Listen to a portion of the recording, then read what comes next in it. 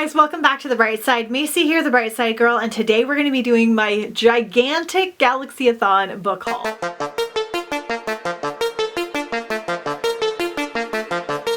Alright, I have my little alien sweater on. Can't see it because the video is kind of low. I've got wild hair. We have half a spacey background, but we've got some space books over here. We're going a little rogue today. I have a humongous pile of galaxy space themed books. I absolutely love doing these themed book hauls. So since the end of last year's Galaxyathon, anytime I found a space related book, I added it to this pile. It went in a closet and I've just been waiting to share them with you. And this is the readathon where I think I find the most books for it, just because the category is a little bit more broad because it's anything related with space. And also because I love spacey reads like so much, and there are so many good ones out there. Like always, I get all of these books pretty much at used bookstores, library book sales, eBay, thrift books, book outlets. I don't think I bought any of these brand new. They were all like $5 or less, so that's another reason why the haul is so big. But also, I've been collecting them for over a year. I'm very excited to share this huge pile with you that I've been collecting for almost a year now. So grab a cup of coffee, hang out with me for a second. In case you somehow missed it, Galaxyathon is my space sci-fi themed readathon that we're going to be doing from Monday, March 11th through Sunday, March 24th. I will link the announcement video as well as any other related videos and information down below in the description. There are 5 reading challenges for Galaxyathon,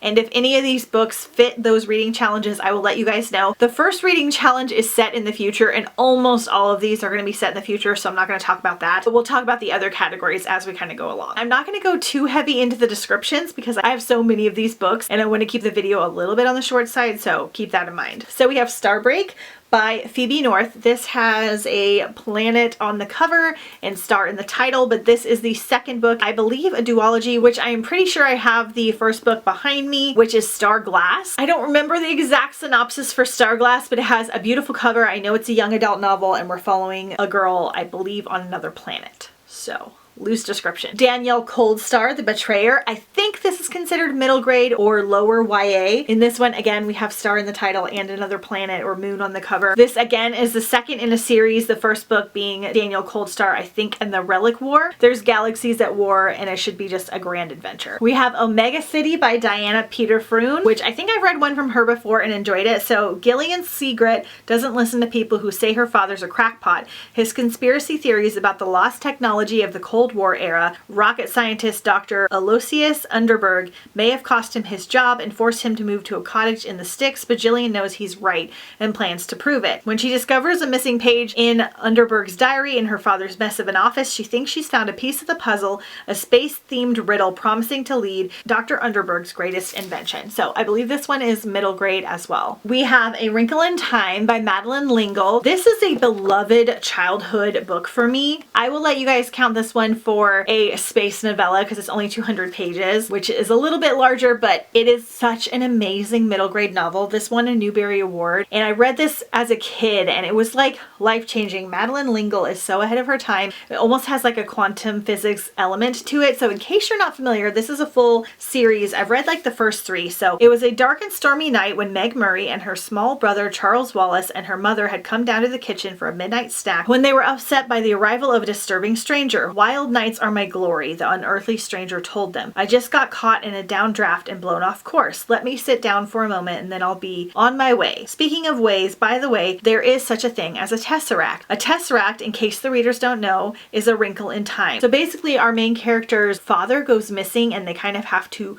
cross through worlds and space to get to him. This is such a great and unique and wonderfully complex novel. So I highly recommend this if you haven't checked it out. It's basically a classic at this point. Just so well done. We have Cold Falling White by C.S. Prendergast. This is a YA space-themed novel. So Xander survived the end of the world, just barely. For more than a year, he's avoided the ruthless Nax, dodging the lethal darts that have claimed so many lives. But when he's finally able to make a daring escape from Nax territory, he finds that safety amongst his fellow humans is not what it seems. When Raven wakes, she knows that she's been changed, and the line between human and Nax has blurred the lines in her blood and her cells.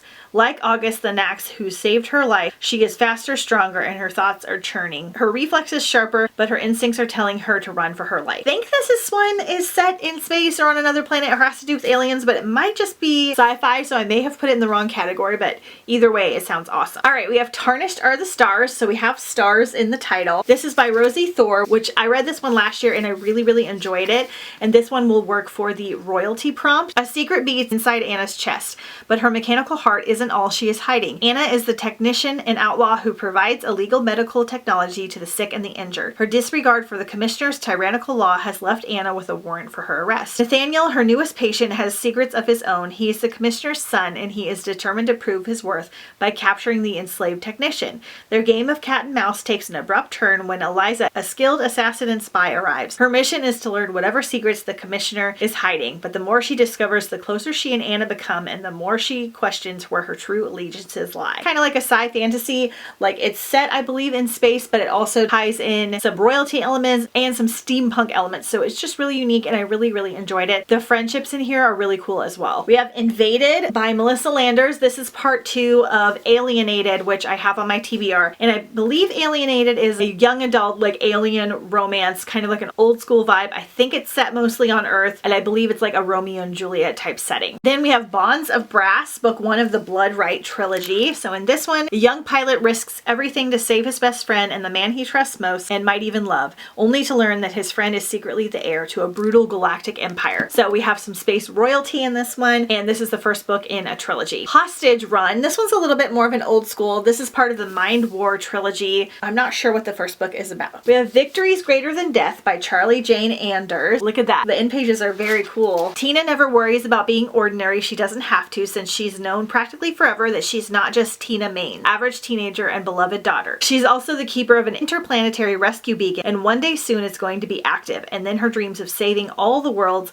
and adventuring among the stars will finally be possible. Super cool. I think this is a trilogy as well. We have Six Wakes, which I'm very excited to read this year, by Mer Lafferty. So this is a lone ship, a murdered crew, and a clone who must find her own killer before they strike again. In the depths of space, it's pretty normal to wake up in a cloning vat. The streaks of blood, however, not so normal. Maria Arena has been cloned before. Usually when she awakens as a new clone, her first memory is how she died. This time she has no idea and her memories are incomplete, and Maria isn't the only one to have died recently. So I think we have a murder mystery in here. I've heard the audio is really good and I'm really excited for it. Next we have Gideon the Ninth, and this is another kind of sci fantasy. So this is the Emperor needs necromancers and the ninth necromancer needs a swordswoman. Gideon has a sword, some dirty magazines, and no more time for undead nonsense. I've heard amazing things about this. I believe that it's adult. We have an emperor in here, so we've got some space royalty. I believe this is set in space or has some kind of sci-fi element to it as well, and I've heard really great things. Children of Time by Adrian Tchaikovsky. This is a big one, so I definitely won't be getting this for the readathon. The last remnants of the human race left a dying Earth, desperate to find a new home. Following their ancestors' star maps, they discovered the greatest treasure of the past age, a world terraformed and prepared for human life. I know this has like space spiders in it. That's what I've heard about it. We've got a planet on the cover, so. Okay, next we have Tiger Honor, and I know this is the sequel to Dragon Pearl. I don't know the synopsis of that one, but I know that it's also by Rick Riordan Presents, and it's supposed to be a really good middle grade space adventure, but also with some like fantasy elements. Next we have Lux by Jennifer L. Armentrout. So I already hauled this one last year, but it was the paperback. Now I have the hardback. I think I am going to do this one for Galaxyathon. All I know is that this is a alien romance. I believe it's set mostly on Earth. I am very unsure about how I feel about Jennifer L. Armentrout. We're going to give this one a try and see how it goes. Douglas Adam, Mostly Harmless. This is the 5th book in the Hitchhiker's Guide to the Galaxy, which is a series I'm finishing. I'm gonna try to get to both books 2 and 3 for the readathon. I absolutely loved the first one. It's wacky and fun. It was very similar to the movie. It's basically about an alien apocalypse and they take one man up with them and he kind of travels space and learns all these crazy alien things are happening. It's wild and fun and I really enjoyed it, so slowly collecting them. We have The Countdown by Kimberly Derting.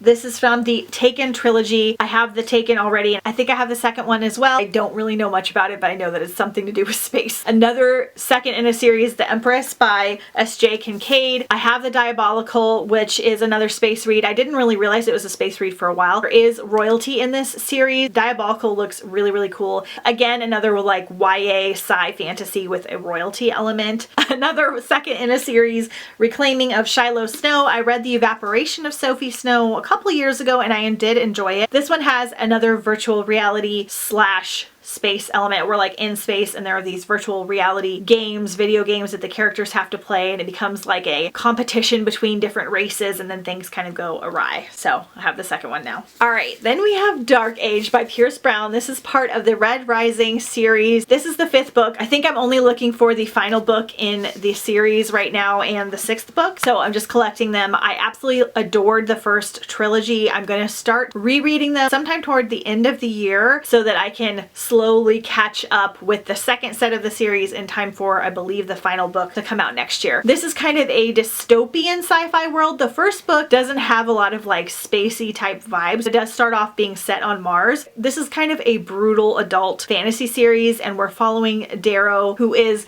a red. We are sectioned out by different colors in the factions. Golds live this extravagant lifestyle and the reds are kind of like the lower form and they're almost like slaves. They're helping to make Mars like an inhabitable place to live and he's like a digger, and then he kind of finds out that things are not what they seem and he's been lied to, and it just goes crazy from there. There's so much detail. Got a little bit of a Hunger Games element to it. It's very brutal and dark but so good. The characters are so interesting. It's written so well and I loved the first set, so I'm excited to eventually get into the next. How I Stole Johnny Depp's Alien Girlfriend. I mean, I need to know. It sounds amazing. This would work for the novella category, and this is probably what I'm going to use. This looks so fun. David Gershwin's summer is about to take a turn for the weird. Life with his psychologist dad and the nutty teenagers who come to stay with him has never been normal, but the latest patient takes nutty to the extreme. Zelda is rude, violent, seriously cuckoo, and seriously hot. When she tells him she's 325 years old from outer space on a quest to find a guy to take back to her planet, he knows he should call the men with the butterfly nets and tranquilizer guns, especially when she tells him the one she's looking for is Johnny Depp. But with one look from her mean green eyes, David's hooked and Zelda won't stop until she has Johnny tagged, bagged, and off to a galaxy far, far away. Soon David finds himself leaping across rooftops, running from police, and stealing cars just to stay by her side. He might not be a typical hero, but David's going to get the girl even if it takes him to the ends of the earth or beyond. This sounds just right up my alley. Weird and fun, and I'm very excited to try it out. Next we got Star Daughter by Sveta Thekrar. I hope I'm saying that right. So I bought this one. I already have a copy. It's beautiful. It's gold. I'm very torn because this, I believe, is the Owl Crate edition. It has gorgeous sprayed purple edges. It's got more of a purple look to it. I read this one like last year or the year before. I really enjoyed it. This has star in the title and will work for the royalty prompt. In this book, if the night sky holds many secrets, it holds Sheetal Mystery's secret the closest.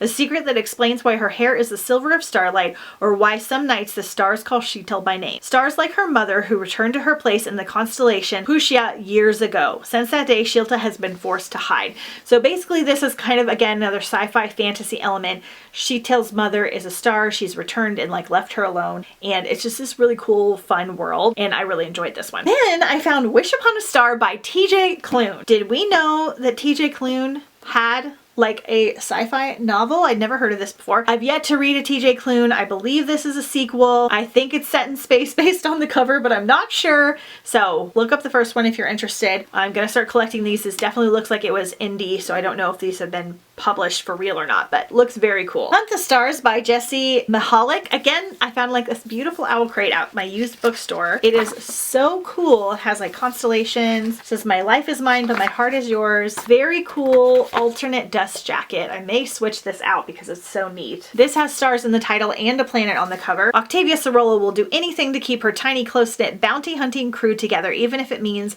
accepting a job from Torrin Fletcher, a ruthless former general and her bitter adversary. When Torrin offers her enough credits to not only keep her crew afloat, but also hire someone to fix her ship, Octavia knows that she can't refuse no matter how much she'd like to.